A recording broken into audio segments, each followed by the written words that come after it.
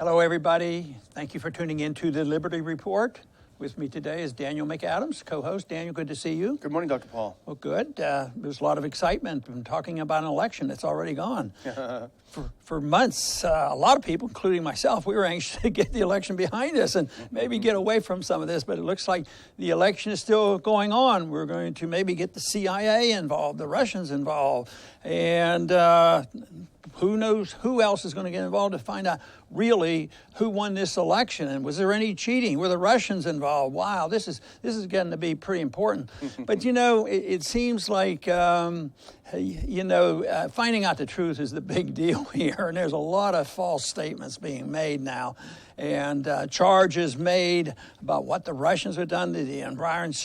Did the Russians get involved and mess it up, and maybe the election is not authentic, at least maybe not technically and legally, but at least emotionally wise, to distract from any support that the president-to-be will have when he's in office. So there's a lot of things going on, but it's not easy to sort out the truth from the fiction. And of course, that's the reason we put a title up. Should we believe people like Assange and Ed Snowden, or are our friends in the Senate, McCain and Graham, are they the ones who really know what's going on? I could guess which side you might come down on, but what do you think's going on, and why do you think there's such a big thing going on with this election? It's obviously not going to be let loose. Or is it just the fact that the Democrats are poor losers and they want to keep it going, or do they have a sincere desire to make sure that truth prevails and our country is prosperous and secure? Well, I think there are a number of interests that are pushing this story. The story being that the Russians somehow hacked into the system and influenced the vote in favor of Trump. Intelligence agencies don't do that sort of thing, do they? Never. But, the Washington Post and the New York Times and the rest of the mainstream media has been pushing this story. A huge story broke in the Washington Post on Friday about this. And that's why we're talking about it today. C-SPAN or CNN and everyone's talking about it this morning. And the story is interesting. And if I could just make 3 points about the story itself, because these stories are fascinating when you look at how they're sourced. And if you'll just bear with me for a second. This is the Washington Post on Friday that set this whole storm rolling. It's the assessment of the intelligence community that Russia's government wants to favor one candidate over the other. That sounds pretty serious. Said a senior government official briefed on an intelligence presentation made to U.S. senators. Sounds like a mouthful, but when you break that apart and look at what they're actually saying, they're saying, here's a guy or gal who talked to somebody who was in the Senate briefing. And they won't say who it is. It's several persons removed, and you don't know, does that person have an interest in pushing forth the story? What if it was Victoria Nuland? She's a senior government official. She has a stake in delegitimizing the Trump presidency. She was going to be Secretary of State under Clinton. But there are a couple more we can go over later, but it raises a huge number of issues about journalistic ethics when it comes to the Washington Post. Dare I say it might be a fake story. There's a lot of fake information in this. But, the big question is about the hacking and where the emails came. Did the Russians really, hack, the emails of the Democratic Party? Well, Assange has spoken out on this, and he says, no way, the Russians weren't involved, or at least the Russian government. He declined. But, several people have made the point that if they're really sincere about finding this, what we don't need, you won't get it by having a couple people, a couple Republicans and a couple Democrats getting together and holding a couple days worth of hearings to bring about the truth. But guess what? They're not going to bring the people to those committees that could give them the truth, because there is a few people in our government that knows everything. And that, of course, is the NSA, and they have the information. They would know exactly where this came from, but they're rather silent on this. And of course, when you read that report, you find out that it's always anonymous, but the headlines are so different. They're misleading. It sounds almost like a politician wrote those things, just to mislead the people. And figuring this out is a big job.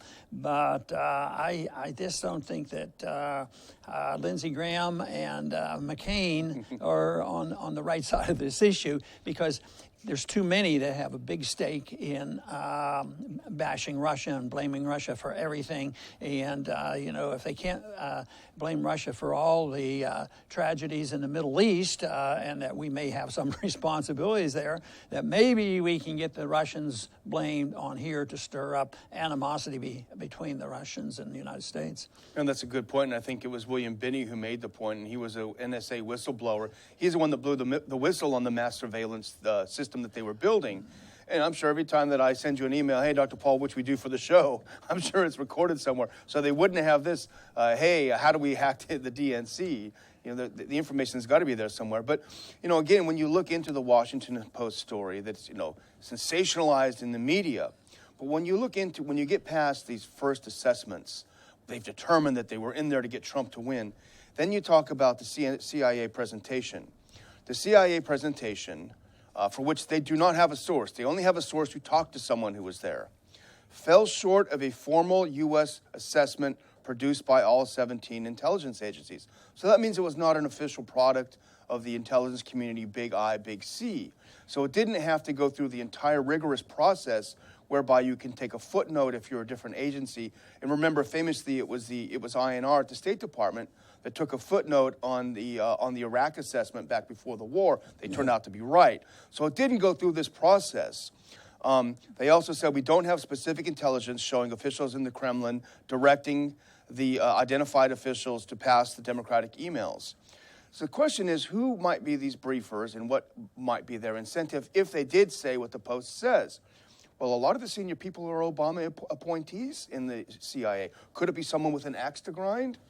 Yeah, and the timing is interesting, too, because obviously if they knew what they claimed they knew it before the elections, and if they knew it was going on, maybe they would have done something about it. But it looks to me like it's just a continuation of the elections. There's some people that are really upset about the election, and they want to continue the chaos. And the other thing that feeds into this is the popular vote. The fact that the popular vote came out on the side of Hillary. So that's really feeds into this too.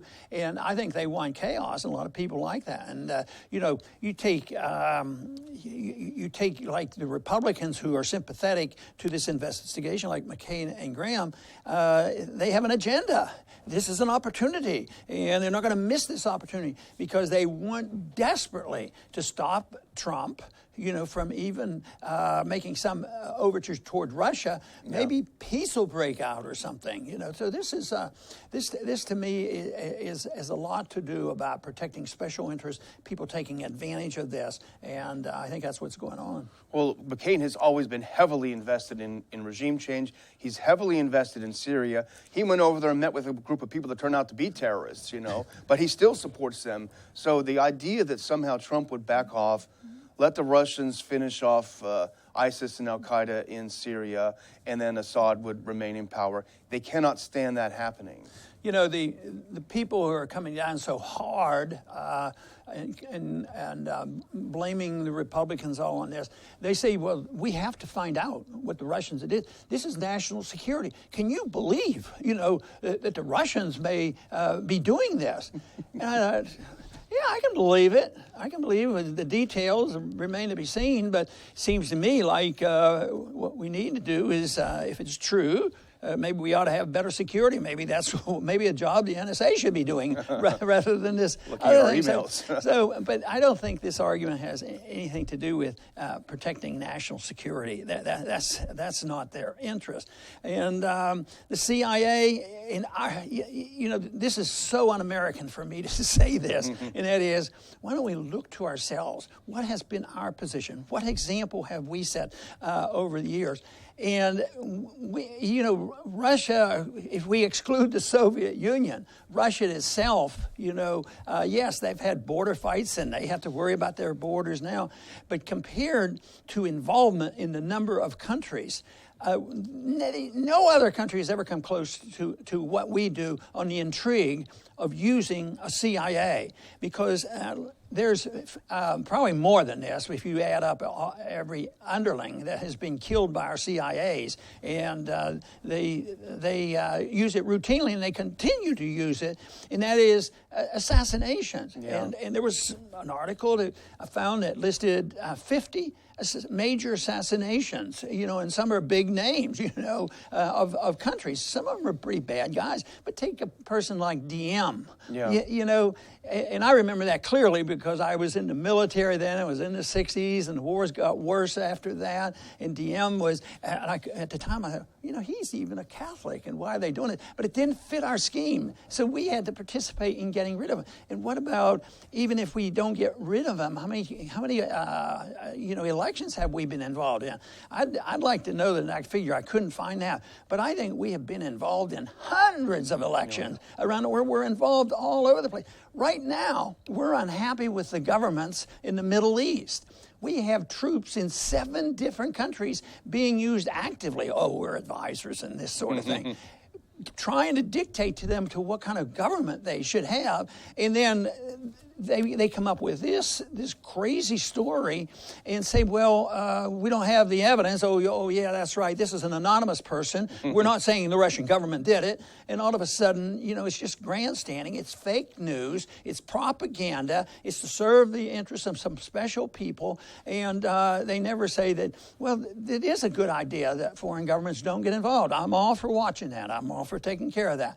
But the one place where we have a lot more responsibility for is, what is our own government doing? And why shouldn't other governments get involved, even against us, after what we do to all the other governments? Yes, but we are exceptional. We're the greatest nation. We need to go about, and even if we kill people, but that's different. That's collateral damage because we're doing the Lord's work. I saw one interview over the weekend with Chuck Todd and Priebus, and it was amazing. They went back and forth, and Chuck Todd said, "You mean you're not going to believe the CIA?"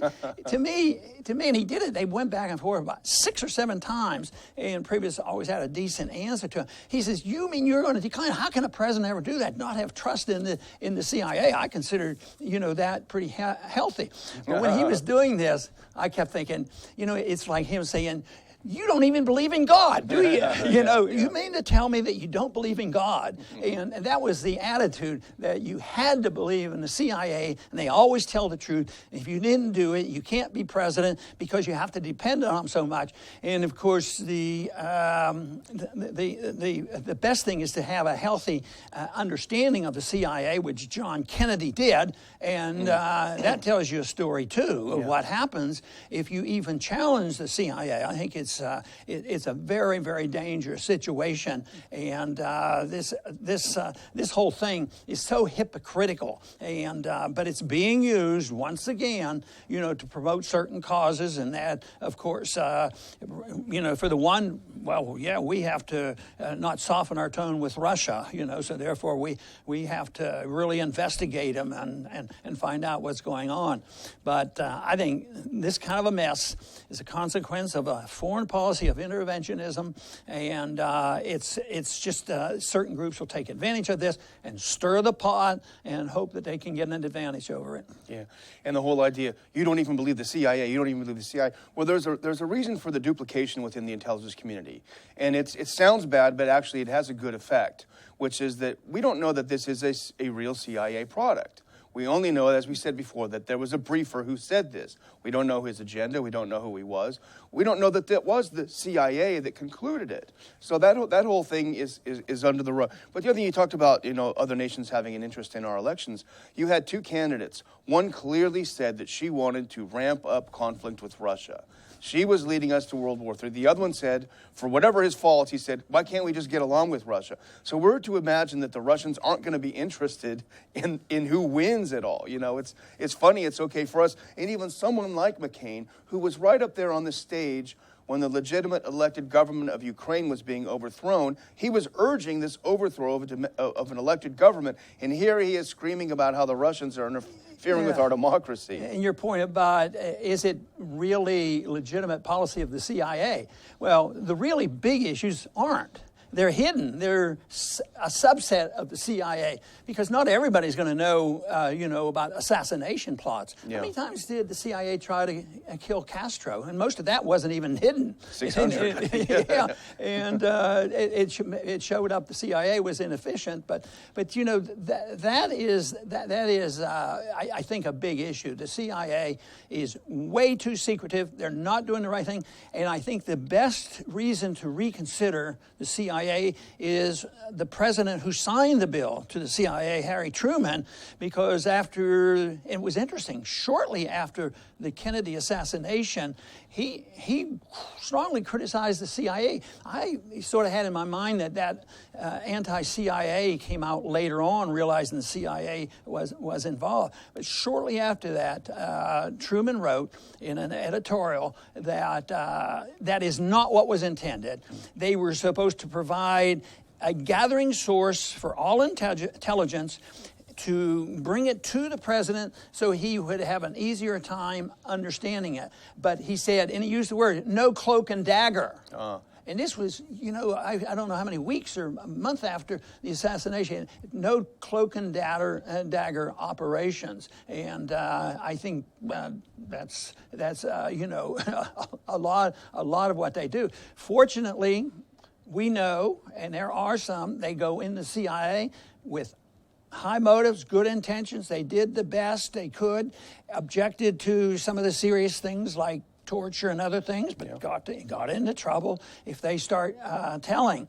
But the people that we know and we've interviewed, are telling the truth. And one person told me that the one way you get promoted in the CIA is if you are the best liar. Uh-huh. The better a liar you are, the more likely you are to be promoted. And of course, they have always advised that you're one step removed. If you're in some really, really nasty things, they'll hire out, they'll contract out. I think in the Cuban episode, they work with Mafia. Mm-hmm. Mafia sometimes completed the task of this. And that was a step removed, one step removed, where nobody could, really say, oh, it was the CIA and the president approved it. So it's similar. You have a group here that's under the CIA, and then the CIA is under the president, and then the presidents have a tough time figuring out what was on. That was Kennedy's frustration, was, how do I get hold of this? Because when he went in, he was a little bit naive, but when he found out how they plotted against him, and they wanted to embarrass him into give him air support to the invasion, at the Bay of Pigs, and by that time he said he wouldn't do it. So that was a part of that. But that is why, the system is so bad. And I remember there was one individual that wrote about it and helped set up the CIA and all. And his conclusion in later years was the CIA should not exist. It's the worst thing to happen if you want to live in a constitutional republic. It's totally contradictory because it's total secret government. They may well turn out to be the most powerful part of the deep state on influencing what goes on behind the scenes. And let's hope our new president doesn't sound like he's going to get bullied around, but we'll have to wait and see. Yeah, the silver lining may be that he can go in there and really clean out, but the question is, what kind of people will he move in? But, I thought one thing when you were talking about history, it just shows the danger of precedent, too, because, as you said, maybe President Truman didn't have this in mind, but then Eisenhower came in with the Dulles brothers behind him, and they pushed the covert action they turned it to 11, yep. And that set the precedent for the future. Well, the other day when we were interviewing Doug Casey, I respect, very bright person, and I was thinking back to those times, and I asked him, do you think it's as bad as it was back when we had Alan Dulles? And his answer is sort of startling. No, he says it's much worse. Yeah. I don't know how it could get much worse than what we've had in the past. But anyway, I think this information is used for people to gain special advantages. In a way, I guess we're participating in that. We want to promote our beliefs as well, and that is be questioning all the time about what our government tells us, be questioning about what the CIA says, and I think that is, really the most important thing that we can do to try to sort out the truth. And we're in this period of time where it's going to be sorted out. We're talking about fake news, and we're talking about Congress cracking down to solve this problem and regulate speech on the internet. So it's a tough battle and one worth paying a lot of attention to. I want to thank everybody for tuning in today to the Liberty Report. Please come back soon.